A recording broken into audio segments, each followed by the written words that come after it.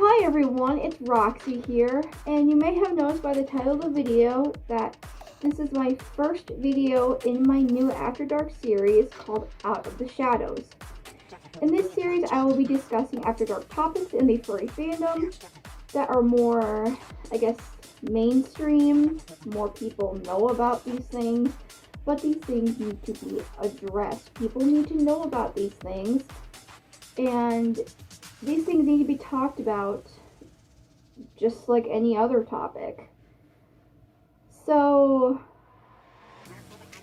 this video is just a little bit of an introduction into this series, talking about it, discussing what we're going to be discussing, and just an in general overview of what's going to come.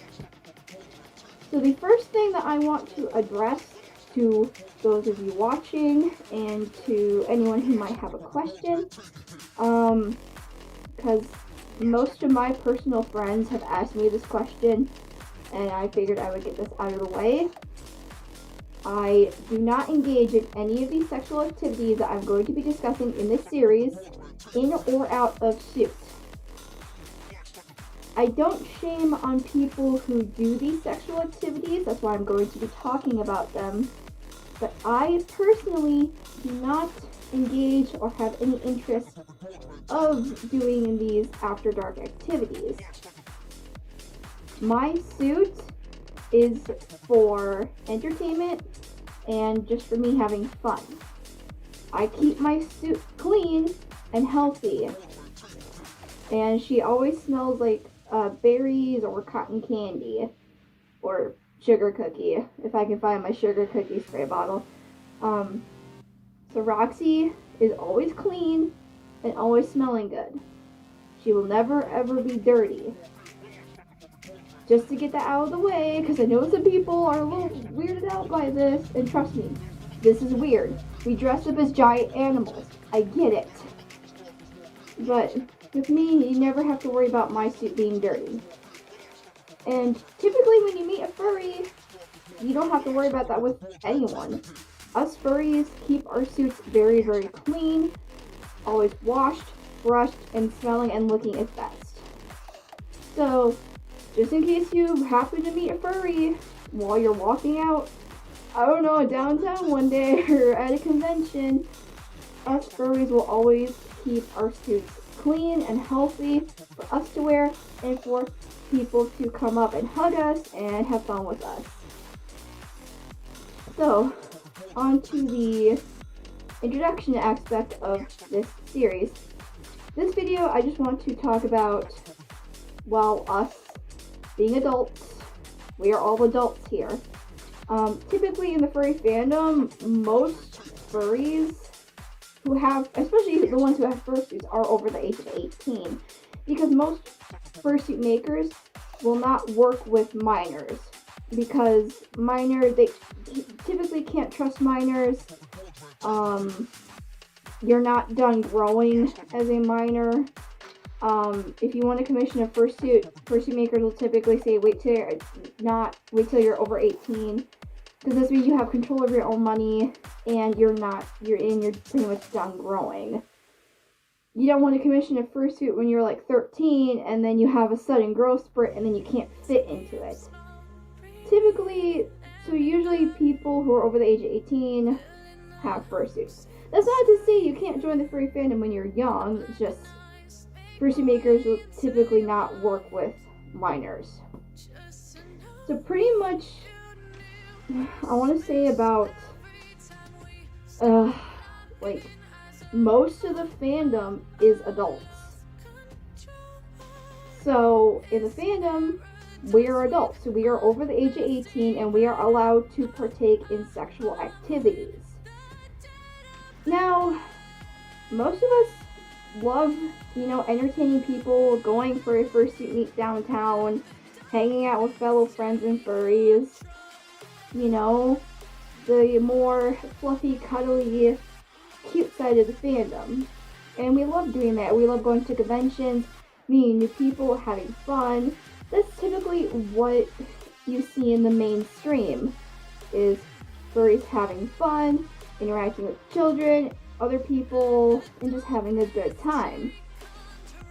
But there's also the topic of being adults and doing adult consenting things in the bedroom. Now, like I said, I don't shame on people who engage in these sexual activities. And come on, it's 2021. We shouldn't shame on people for liking these things in general. But there's people who still do, and you guys are douchebags for that. I'm just saying, you shouldn't shame on someone for liking something they like to do in the bedroom. And if someone happens to be a mersuiter, so what? Why should you care? That's their personal business. And there's nothing wrong with being an adult in the furry fandom, because most of us are adults in the furry fandom. So you can be an adult, and you can enjoy like the typical things like making videos for content, posting to Instagram, going to conventions, going to fur meets, making dance videos.